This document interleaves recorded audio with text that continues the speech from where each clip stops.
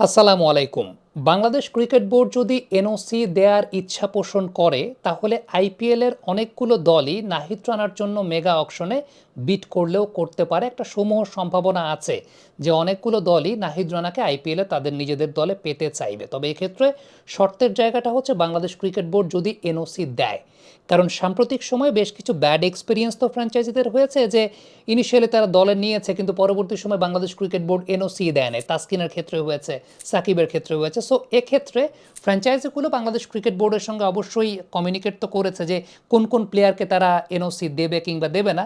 সেই অনুযায়ী ফ্র্যাঞ্চাইজিগুলো আসলে নিলামে ওই প্লেয়ারের পক্ষে হয়তোবা বিড করতে যেতে পারে। এখন নাহিদ রানার জন্য কেন যেতে পারে আইপিএলের ফ্র্যাঞ্চাইজিগুলো? দেখেন, আইপিএলের টিমগুলোকে যখন গঠন করা হয় তখন কিন্তু তারা কম্বিনেশন ওয়াইজ টিমগুলো সেট করে। ব্যাপারটা কিন্তু এরকম না যে র্যান্ডমলি তারা প্লেয়ার সেট করে, তারা খুব কম্বিনেশনটা চিন্তা করে প্লেয়ার সেট করে। এবং এই কম্বিনেশনে একটা বিষয় খেয়াল করে দেখবেন যে আইপিএলের প্রত্যেকটা দলে বেস্ট ইলেভেনে অলমোস্ট একজন করে বিদেশি বাঁহাতি পেস বোলার খেলে। বিদেশি বাঁহাতি পেস বোলার কেন খেলে? কারণ তারা কম্বিনেশনটা ওইভাবে সেট করে যে একজন বাঁহাতি পেস বোলার থাকবে, দেন দুইজন হয়তো বা ডানহাতি পেস বোলার থাকবে, একজন লেগ স্পিনার থাকবে, একজন লেফট আর্ম অর্থোডক্স স্পিনার থাকবে, কিংবা তারা ভাইস ভার্সা বা একজন অলরাউন্ডার থাকবে, পেস বোলিং অলরাউন্ডার। এখন ওই যে জায়গাটা যে একজন বাঁহাতি পেস বোলার তারা খেলায়, সেই জায়গাটায় দেখা যায় ইন্ডিয়াতে লোকাল বাঁহাতি ফাস্ট বোলারের খুব ভ্যাকুয়াম আছে। লোকাল বাঁহাতি ফাস্ট বোলার খুব একটা নাই। এই জায়গাটায় দেখা যায় তখন মোটামুটি মানের বিদেশি বাঁহাতি ফাস্ট বোলাররা ওই জায়গাটায় অকুপাইড হয়ে যান। ডানহাতি পেস বোলারের সংখ্যা ইন্ডিয়াতে আধিক্যটা অনেক বেশি। সো বিদেশিদের ক্ষেত্রে প্রেফারেন্স পেতে হলে ডানহাতি ফাস্ট বোলার তারা এমন ডানহাতি ফাস্ট বোলারকেই নেয় যার গতিটা আছে, র পেসটা আছে। এই জায়গাতেই নাহিদ রানা অনেকাংশেই এগিয়ে আছেন বলে আমার কাছে মনে হয়।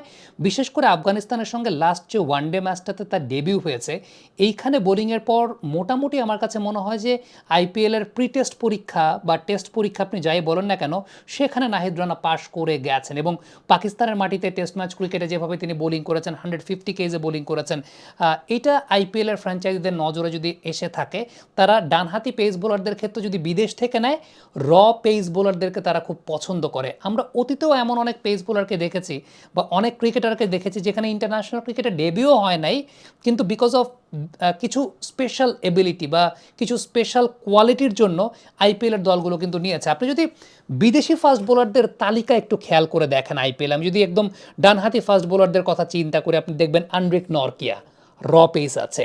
মাথিসা পাথিরানা স্লিঙ্গিং অ্যাকশন, সেই সঙ্গে র পেস আছে। জেরাল কোয়েৎজে, তারও র পেস আছে। কাগিসো রাবাদা, র পেস আছে। লকি ফার্গুসন, র পেস আছে। নুয়ান তুষারাকেও আমরা দেখেছি, তারও র পেস আছে। সো এই যে আপনি যদি পেস বোলারদের তালিকা একটু খেয়াল করে দেখেন, এর আগে মার্কুডো আইপিএলের একটা সিজন বেশ ভালো ম্যাচ পাচ্ছিলেন। সো আইপিএলের ফ্র্যাঞ্চাইজিগুলো বিদেশি ডানহাতি ফাস্ট বোলার যদি নেয়, সেক্ষেত্রে তারা র পেসটাকে খুবই গুরুত্ব দেয়। এবং মোটামুটি যে সমস্ত পেস বোলারের র পেসটা আছে, কারণ ইন্ডিয়ান ফাস্ট বোলারদের আমরা জানি যে আসলে খুব কম ফাস্ট বোলারই আছেন যারা কনসিস্টেন্ট বেসিসে 145 কেজে বোলিং করতে পারেন, অ্যাপার্ট ফ্রম কিছু বোলার ছাড়া। ইদানিংকালে হ্যাঁ অনেক বোলার এসেছেন, মায়াঙ্ক যাদবকে আমরা দেখছি বা আরও কিছু পেস বোলারকে আমরা দেখছি যারা র পেস জেনারেট করতে পারেন, কিন্তু র পেস জেনারেট করা পেস বোলার ইন্ডিয়াতে লোকাল পার্সপেক্টিভ থেকে আসলেই খুব কম। যে কারণে তারা বিদেশি যদি মোটামুটি একটু র পেসওয়ালা পেস বোলার পান, হ্যাঁ আবার একটা ব্যাপার আছে, একটু মিডিওকার পেস বোলার বিদেশি হলে তাদের আবার খুব বেশি সুযোগ হয় না আইপিএলের মধ্যে, তখন আবার তাদের প্যাট কামিন্সের মতো কিছু এক্সট্রা বিট অফ এবিলিটিস প্রয়োজন হয়। সেই জায়গাটা বিবেচনা যদি আপনি করেন যে নাহিদ রানার, হ্যাঁ তার বলের মুভমেন্ট কিংবা অন্যান্য জায়গা থেকে চিন্তা করলে ল্যাকিংয়ের জায়গা তো অবশ্যই থাকবে, কারণ ওইটা খুব বেশি প্রুভেন না। কিন্তু র পেসের কথা যদি আপনি বিবেচনা করেন, সেক্ষেত্রে নাহিদ রানার পেছনে হয়তো বা বিনিয়োগ করতে চাইতেও পারে আইপিএলের ফ্র্যাঞ্চাইজিগুলো, যেহেতু তার ওই পেসের জায়গাটা আছে। এবং আইপিএলের টিমগুলো যখন টিম গঠন করে, টিম অ্যানালিস্টরা যখন তাদের রিকোয়ারমেন্টগুলো দেন বা রিকোয়ারমেন্টগুলো তারা তালিকা তৈরি করেন, তখন কিন্তু এই জায়গাগুলো আসে যে বাঁহাতি পেস বোলার আমি দলে রাখবো, ডানহাতি পেস বোলার আমি এক্সপ্রেস ফাস্ট বোলার রাখবো।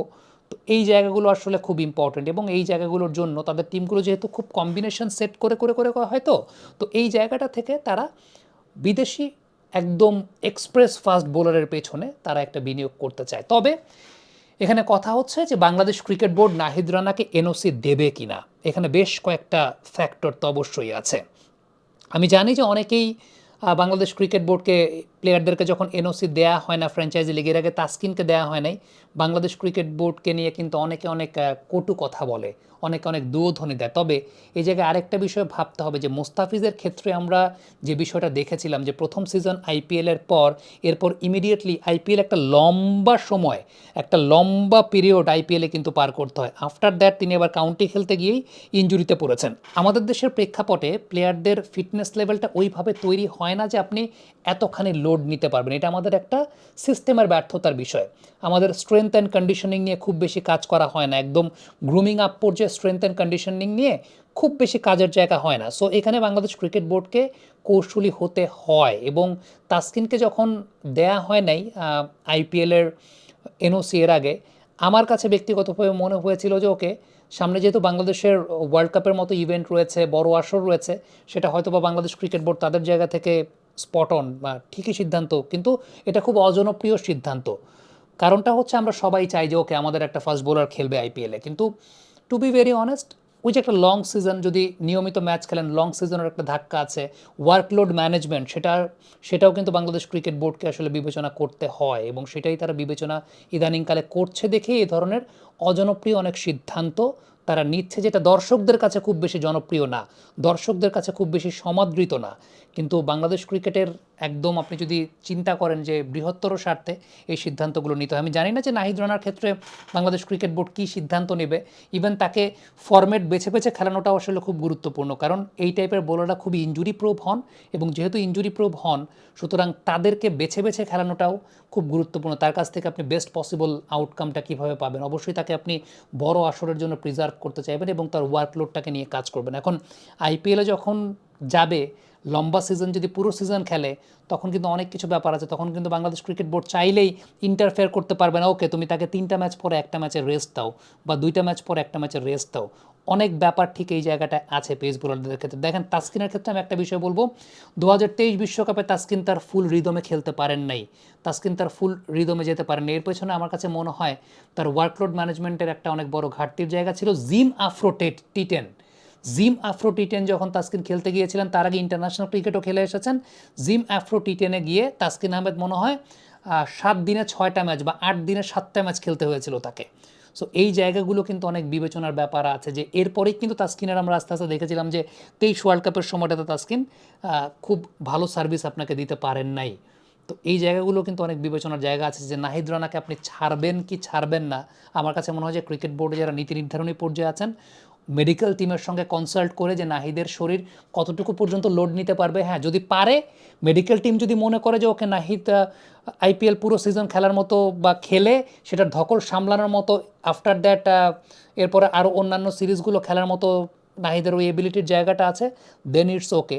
কিন্তু যদি জিনিসটা তার বডি ফিটনেস অনুযায়ী যদি বিষয়টা সেরকম না হয় তখন কিন্তু আবার ব্যাপারটা ডিফারেন্ট। সো ক্রিকেট বোর্ডকে এখানে খুব কৌশলী হতে হবে। Thank you very much. Comment বক্সে আপনাদের মন্তব্য জানতে চাই।